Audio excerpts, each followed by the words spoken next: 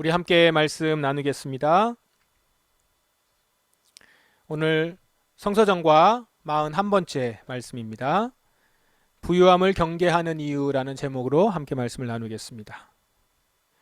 이번 주에 우리 성서정과 주제는 부자의 살 길입니다. 부자의 살 길.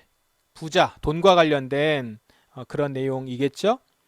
우리 지난 몇 주간 우리 성서정과 본문이 계속 돈과 관련한 그런 이야기가 지금 나오고 있습니다. 지난 몇 주뿐만 아니라 지속적으로 돈에 관련한 말씀이 지금 나오고 있어요. 교회에서 우리 설교 시간에 돈 얘기하는 것에 대해서 우리 비판적인 이야기들이 많이 나옵니다. 그리고 그것 때문에 우리 성도들이 시험에 들었다라는 얘기들도 하죠. 주로 두 가지 때문에 그 비판을 합니다. 두 가지 비판인데요. 일단 돈 얘기에서는 헌금을 많이 해라 라는 얘기가 나온다는 거하고, 또 하나는 하나님의 복을 이제 돈의 축복으로 연결을 시켜서 이야기하는 것이 상처가 되기도 하고 오해가 되기도 하고 잘못되었다, 이런 비판을 합니다. 이 두 가지 때문에 교회에서 돈 얘기하는 것을 껄끄럽게 느끼는 분위기가 이제 우리 한국 교회 가운데 있습니다. 그러나 정작 예수님께서는 돈에 관련한 말씀을 참 많이 하셨어요. 물론 지금 앞서 얘기했었던 그런 돈에 관련된 주제와는 전혀 다른 메시지이긴 합니다. 그런데 어쨌든 돈과 관련된, 돈이라는 주제를 가지고 얘기를 많이 하셨어요. 여러분이 성서정과 말씀을 묵상하면서 느끼셨겠지만 예화, 비유, 돈과 관련된 내용이 참 많습니다. 예를 들어도 꼭 그런 돈과 관련된 얘기, 부자, 가난함, 이런 얘기들을 많이 해요. 그 다음에 그것이 예수님의 말씀뿐만 아니라 구약성경의 내용들 중에도 많은 부분들이 돈과 관련지어서 말씀이 나옵니다. 그러면 왜 이렇게 돈과 관련해서 많은 말씀을 하고 있는 걸까요? 실제 우리 삶에서 떼어놓고 이야기할 수 없는 요소이기 때문에 그렇습니다. 이 돈이라는 것이요. 돈과 소비가 이렇게 관련지어서 보면은 사실은 내 삶을 정말 객관적으로 정확하게 볼 수 있습니다. 내가 어떤 말을 지금 한다 한들 그것이 내가 돈을 어떻게 쓰고 있는지, 실제 내가 어떻게 소비하고 있는지, 그것과 이제 연관지어서 봤을 때 말하는 거하고 그렇게 쓰는 방향이 다르면 어떤 게 틀린 거예요? 어떤 게 잘못된 부분이에요? 말한 게 잘못된 거예요. 돈을 쓰는 게 그쪽으로 내가 살아가고 있다는 거죠. 거기에 그 사람의 가치관, 생활 패턴, 삶의 방향, 목적, 이런 게 다 나타난다는 거예요. 심지어 그거는요, 나는 돈에 대해서 이런 가치관을 가지고 있다라고 말한다고 해서 그것이 그 사람의 정말 삶의 모습인 것은 아닙니다. 그 말조차도 실제 그가 말한 대로 돈을 사용하고 있는지를 보는 것으로 확인해 봐야 된다는 것이죠. 예수님은 우리의 이런 실존을 아시기 때문에 당신의 말씀, 하나님 나라를 말씀하실 때 돈의 사용과 관련하여서 말씀하고 계십니다. 돈은 우리의 신앙과 직접적인 관련이 있습니다. 그러므로 신앙 이야기를 하면서 돈 이야기하는 것, 이것에 대해서 거부감을 갖지 마십시오. 둘은 신앙생활의 짝입니다. 말씀을 읽는 것은 돈을 사용하는 것을 통해서 적용되고 실천하며 나타납니다. 이번 주제도, 그리고 오늘 말씀도 부자들에게 하는 말씀, 그리고 돈의 사용에 대해 하는 말씀입니다. 잠언 본문은요, 부자에 대한 말씀인데요, 정확히는 악한 부자에 대한 말씀입니다. 가난한 자를 압제하는 권력자는 곡식을 나달 하나 남김없이 쓸어가는 포구와 같다. 가난한 자를 압제하는 권력자라고 합니다. 이 권력자가 가난한 자를 상대로 해서 행하는 일은요, 결국 그들이 갖고 있는 정말 얼마 안 되는 나달, 가난한 자들이 가지고 있으면 얼마나 갖고 있었겠어요. 근데 그 나달 하나를 다 쓸어가는 포구 같다는 거예요. 싹 다 쓸어가는 포구와 같다는 거예요. 권력자가 가난한 자를 상대로 하는 압제하는 것은요. 그런데 이 권력자가요, 6절에 보시면 행실이 비뚤어진 부자라는 표현으로 다시 나옵니다. 흠없이 행동하는 가난뱅이가 행실이 비뚤어진 부자보다 낫다. 행실이 비뚤어진 부자. 부자의 비뚤어진 행실, 무엇이 있을까요? 여러 가지 행실이 있겠지만 결국 돈과 관련한 그의 행실일 것입니다. 8절에 보시면 고리대금으로 재산을 늘리는 자는 가난한 자에게 후히 베푸는 사람을 위해 재산을 늘릴 뿐이다. 고리대금으로 재산을 늘리는 자 이렇게 나옵니다. 가난한 자에게 베풀려고 모아놓은 재산까지 긁어가는 자다라는 것이죠. 그러니까 그냥 자기 돈 움켜쥐고 욕심을 부리는 정도가 아니에요. 내 돈 갖고 내가 이렇게 막 쓰겠다는 정도가 아니라 다른 사람이 베풀려고 하는 것까지 모두 싹 쓸어가지는 강탈행위라는 거예요. 고리대금은요. 그러니까 가난한 자에게 후히 베푸는 사람을 위해 사람이 돈을 이렇게 마련해 놓는 것까지도 다 긁어간다는 겁니다. 고리대금으로 재산을 늘리는 자는. 이 고리대금이라고 했을 때는 높은 이자 이런 말이잖아요. 높은 이자로 돈을 빌려준다라는 뜻인데 여기서 이자라고 하는 단어가 히브리어로 네쉐크라고 하는 단어예요. 이 말은요. 뱀이 먹이를 뜯어먹다라는 단어에서 파생된 말입니다. 단어 자체가 어때요? 당하는 입장에서는 매우 잔인한 경험을 하게 된다는 의미가 담겨 있어요. 뱀이 먹이를 찢어먹다, 뜯어먹다 이런 거거든요. 여러분 빚을 누가 집니까? 돈 많은 사람이 빚을 져요? 돈이 없는 사람이 빚을 져요? 돈이 없는 사람이 빚을 지는 거잖아요. 그런데 거기에다가 이자를 더한다면 사실 그건 가혹하고 부담스러운 일이라는 거예요. 그런데 여기에 고리대금이요?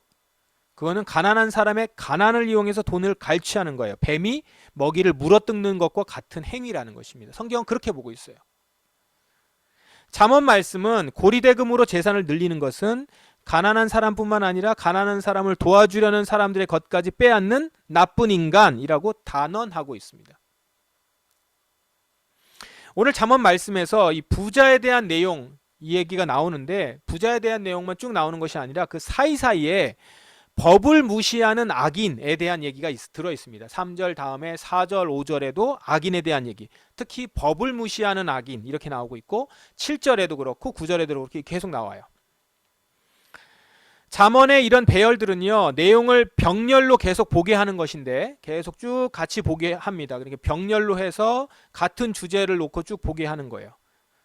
그럼 어떻게 보게 하는 거냐면, 즉 부자들하고 특히 가난한 자들을 압제하고 압제하는 권력자들, 그리고 고리대금으로 그렇게 재산을 늘리는 자들, 그런 부자들과 법을 무시하는 악인들은 같은 인간이라는 겁니다.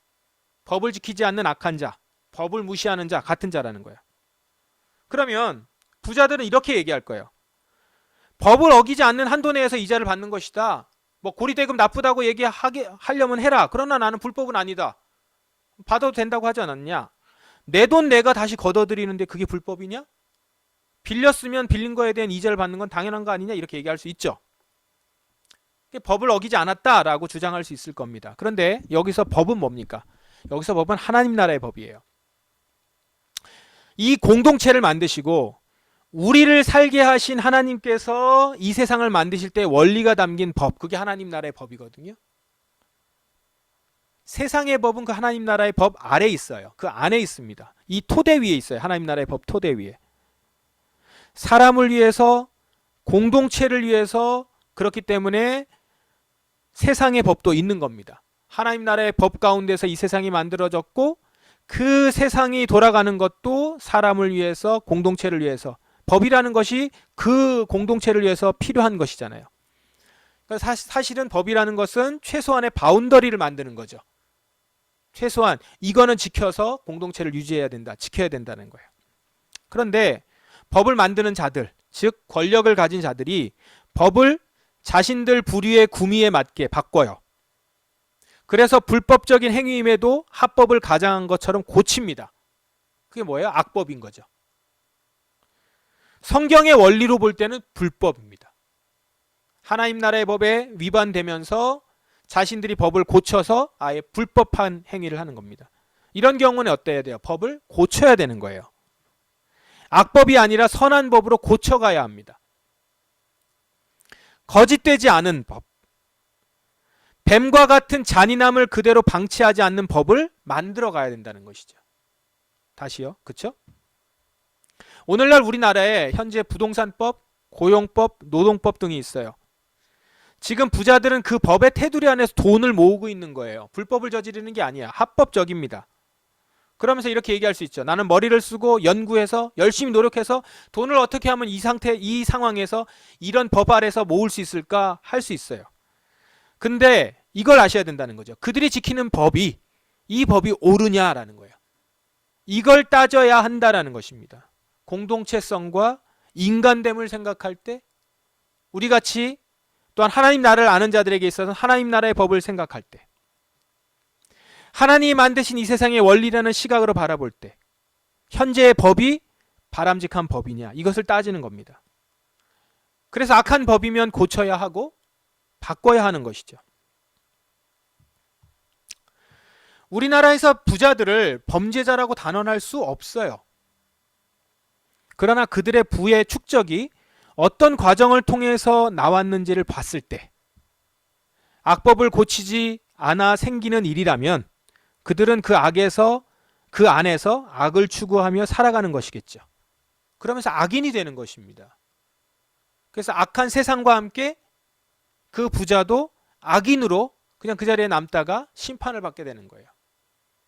그래서 그 당시에 악한 나라를 향하여서 그 악한 나라에서 잘 살게 된 부자를 향하여서 악인이라고 하며 심판의 자리에 있다라고 예수님도 말씀을 하신 것입니다.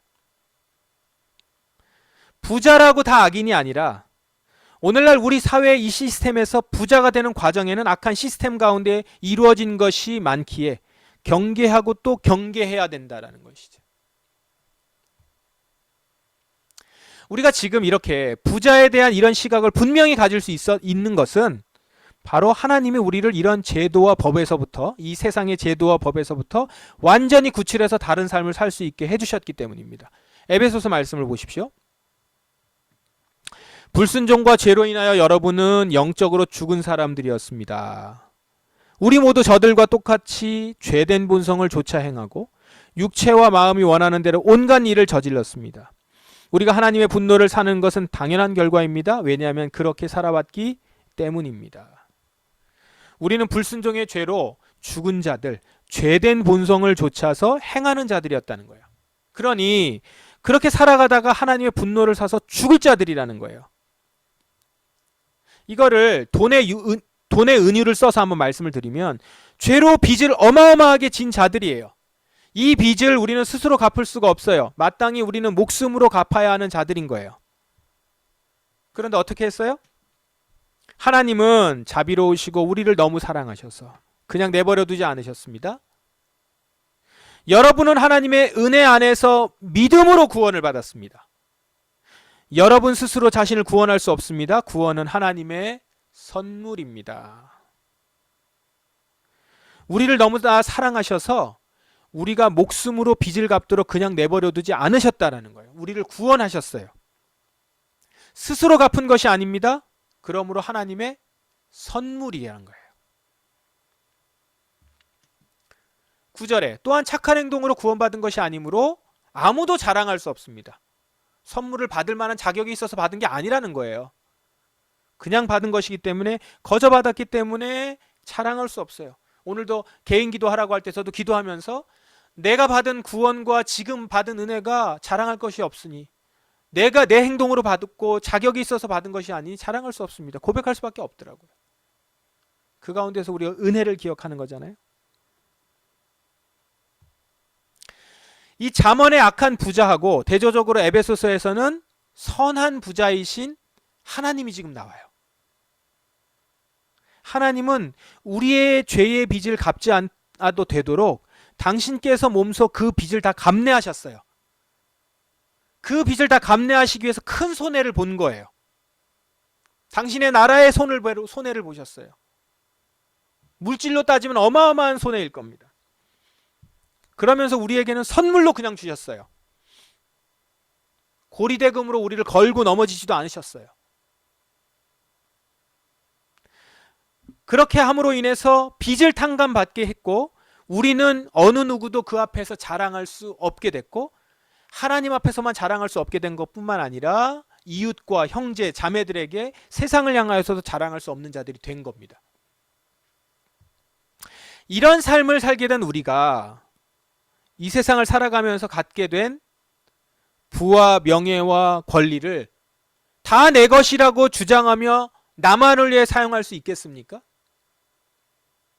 하나님의 선물로 받았는데 내가 고통받았던 때에 그리고 내가 심판받을 자리에 있었던 것들을 생각하면 지금 그 어려움 가운데 있는 자들, 지금 고통받고 있는 자들을 헤아릴 수 있는 것이 마땅한 바라는 거예요. 지금 말씀에서 통용되고 있다고 하는 그 고리대금법이 하나님의 사랑의 법으로 볼 때는 악한 것이죠. 부자들은 그것이 자기네들이 옳은 법이다, 합법이라고 이야기할지 몰라도 하나님의 사랑의 법으로 볼 때는, 그리고 자신의 존재를 바라볼 때는 악한 법이란 말이에요. 그럼 그 악한 법이라는 걸 발견하면 바꿔야 하는 것이죠. 지금 우리나라의 경제제도, 그 가운데도 공동체를 깨면서 소득 불균형을 심화시키는 여러 법안들이 있습니다. 부동산법과 공정거래법, 고용법, 수많은 악한 법들, 부자들과 권력자들에게 맞춰져 있고 많이 가지고 있는 기득권자들에게 이득이 보도록 맞춰져 있는 이 법들을 고쳐가야 된다는 것이죠. 그리스도인이 하나님 나라의 복음을 세상에 전한다고 할 때는 바로 이런 하나님 나라의 법을 전하는, 하나님 나라의 법의 원리들이 적용되도록 바꿔가는 것이, 그것을 전하는 것이 그 안에 포함되어 있다는 것이죠. 오늘날 교인들 중에서 부유한 사람들이 참 많습니다. 실제 돈이 많은 사람들. 교회가, 돈이 많은 교회가 참 많아요. 교회도 부유하고요. 그런데 이것을 오늘 말씀에 비춰볼 때 그 부유함이 과연 악한 법 가운데서, 악인의 반열에서 만들어진 것은 아닌지 돌아봐야 합니다. 교회는 물질의 부유함을 자랑하기 전에 돌아봐야 해요. 우리의 부의 축적이 과연 그리스도의 법 아래서 이루어진 것인지 봐야 합니다.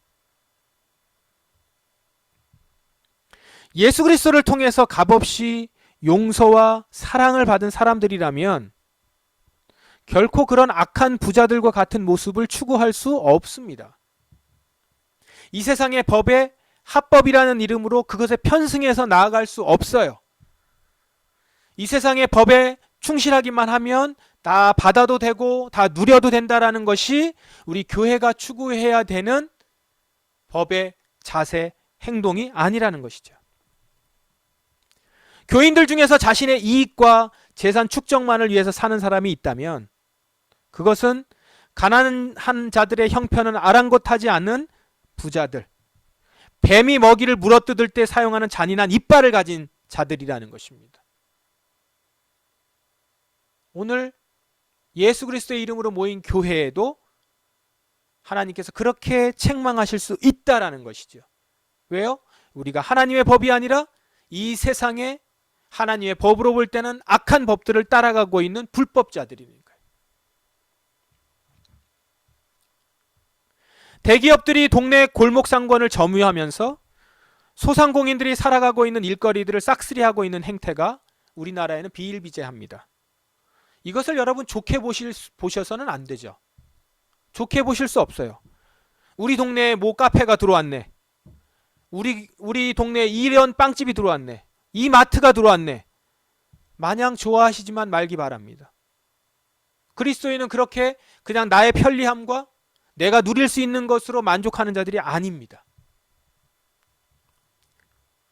지금 이런 우리 한국의, 대한민국의 법과 원리 가운데 나타나는 모습들이 어쩌면 가난한 자들을 압제하는 권력자의 모습일 것입니다. 행실이 비뚤어진 부자일 것이에요. 뱀이 먹이를 물어뜯듯이 가난한 자들의 목을, 가난한 자들의 아픈 부위를 물어뜯는 일일 수 있다라는 거예요.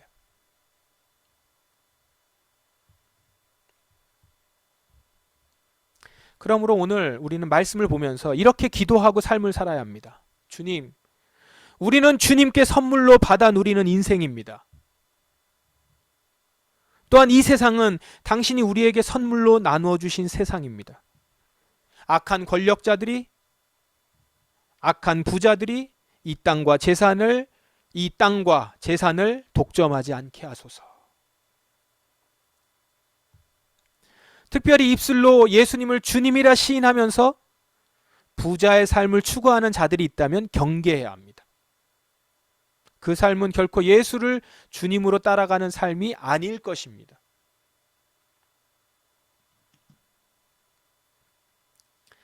에베소서 2장 10절에 우리를 창조하신 분은 하나님이십니다.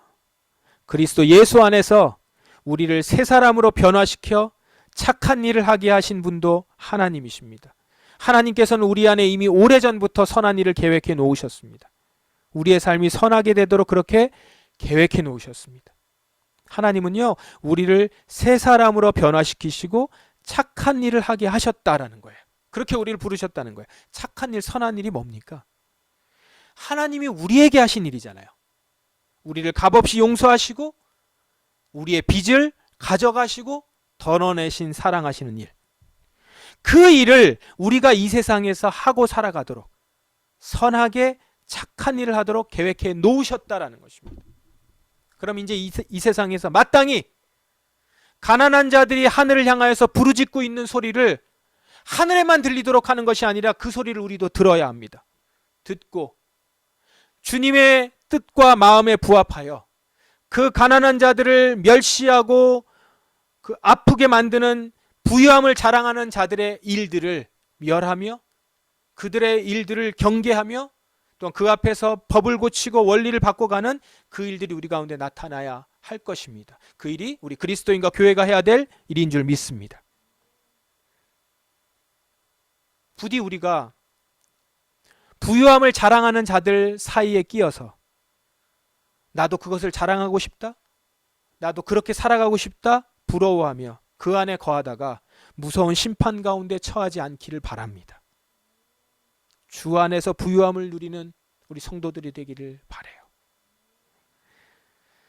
사랑하는 우리 포도나무 성도 여러분, 우리는 선한 일로 부름받은 자들입니다. 그렇게 계획해 놓은 일에 들어와 있는 자들입니다. 그 부름에 응답하는 우리 사랑하는 포도나무 교회 성도들 되시기를 바랍니다. 우리 안에 착한 일을 시작하신 하나님께서 그 일을 완성하여 주실 것을 믿습니다.